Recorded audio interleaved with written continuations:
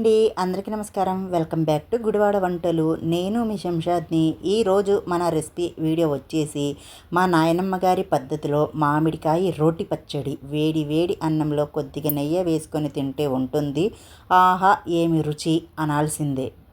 అమ్మమ్మలు నాయనమ్మలు తయారు చేసే రోటి పచ్చడి అంటే ఎవరికి ఇష్టం ఉండదండి. ఒక్కసారి మీరు ఈ ప్రాసెస్లో మీ ఇంట్లో ట్రై చేయండి. ఈ రెసిపీ వీడియో నచ్చినట్టయితే ఒక మంచి లైక్ ఇచ్చి మీ ఇంట్లో ట్రై చేసి ఎలా కుదిరిందో కామెంట్ చేయండి. ఇంకా ఆలస్యం ఎందుకు, మా నాయనమ్మ గారు ఎలా తయారు చేసేవారో ఈ రెసిపీని అయితే చూసేసి మీ ఇంట్లో ట్రై చేయండి. ఒక్క మామిడికాయని తీసుకొని శుభ్రంగా కడిగి తీసుకోండి. నేనైతే ఈ మామిడికాయ మీద ఉన్న తోలునైతే తీసుకోవట్లేదండి, మీరు కావాలంటే తీసేసుకోండి.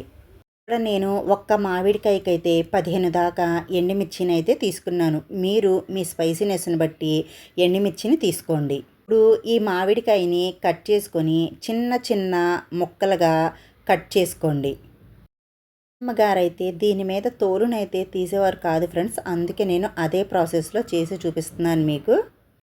మీరు కావాలంటే కాస్త పెద్ద ముక్కలనైనా కట్ చేసుకోవచ్చు. ఇక్కడ నేను రోట్లో కదండి చేసి చూపిస్తున్నది. మిక్సీలో అయితే కాస్త చిన్న ముక్కలు పెద్ద ముక్కలుగైనా కట్ చేసుకోవచ్చు.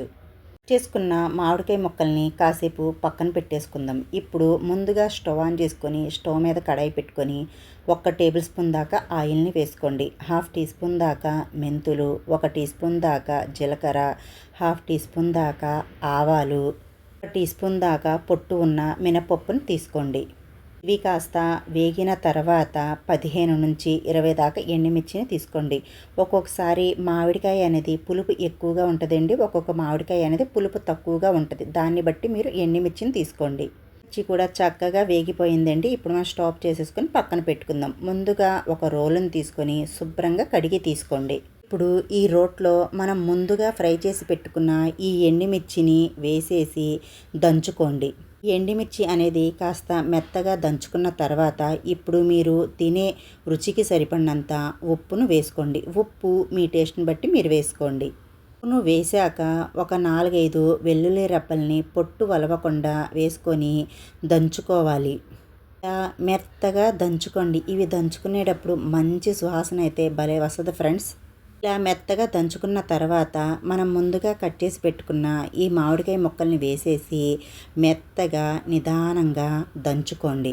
మామిడికాయ రోటి పచ్చడి రెసిపీ అనేది చాలామందికి తెలిసే ఉంటుందండి. తెలియని వారి కోసమైతే ఈ రెసిపీ. మామిడికాయ ముక్కల్ని వేసి మెత్తగా దంచుకున్న తర్వాత ఒక్కసారి ఉప్పు టేస్ట్ చూసుకోండి. ఏమన్నా తగ్గినట్టయితే ఇదే టైంలో కొద్దిగా ఉప్పును వేసి దంచుకోండి. నేను రోట్లో చేసి చూపిస్తున్నాను కదా ఫ్రెండ్స్, మీరు కావాలంటే మిక్సీ జార్లో కూడా సేమ్ ప్రాసెస్లో చేసుకోవచ్చు. మామిడికాయ రోటి పచ్చడి అనేది రెడీ అయిపోయిందండి. ఇప్పుడు మనం వేరే గిన్నెలోకి తీసుకొని ఇప్పుడు ఈ పచ్చడికి కావాల్సిన ఒక తాలింపుని పెట్టుకుందాం. ముందుగా స్టవ్ ఆన్ చేసుకొని స్టవ్ మీద కడాయి పెట్టుకొని 1 టేబుల్ స్పూన్ దాకా ఆయిల్ని వేసుకోండి. ఆయిల్ వేడెక్కాక తాలింపు దినుసులు పచ్చిశనగపప్పు, మినప్పప్పు, ఆవాలు, జీలకర్రను వేసి కాస్త వేగిన తర్వాత 5-6 వెల్లుల్లి రెబ్బల్ని కచ్చా పక్కాగా దంచి వేసుకోండి. 1 ఎండుమిర్చిని తుంచి వేసుకోండి. కొద్దిగా కరివేపాకు, 1 పావు టీ స్పూన్ దాకా ఇంగువను వేసి ఈ తాలింపు అంతా దోరగా వేగేంత వరకు వేయించుకోవాలి. కొద్దిగా పసుపును వేసుకోండి. తాలింపు అనేది చక్కగా వేగిపోయింది కదండి. ఇప్పుడు మనం ముందుగా రుబ్బి పెట్టుకున్న ఈ పచ్చడిని ఈ తాలింపులో వేసేసి అంతా ఒక్కసారి కలిపేసుకొని 1, 2, 3 నిమిషాలు ఈ తాలింపులో ఉడకనివ్వండి. రోటికి పుల్లగా కారంగా ఉండే మామిడికాయ రోటి పచ్చడి మా నాయనమ్మ గారి పద్ధతిలో రెడీ. మీకు గనుక ఈ రెసిపీ వీడియో నచ్చినట్టయితే మా వీడియోకి ఒక మంచి లైక్ ఇచ్చి మీ ఇంట్లో ట్రై చేసి ఎలా కుదిరిందో కామెంట్ సెక్షన్లో కామెంట్ చేయండి. ఇలాంటి మంచి రెసిపీ వీడియోస్ కోసం మా ఛానల్ని సబ్స్క్రైబ్ చేసుకోండి. పక్కనున్న గంట సింబల్ని యాక్టివేట్ చేసుకోండి. బాయ్ ఫ్రెండ్స్, మళ్ళీ కలుద్దాం ఇంకొక కొత్త వీడియోతో.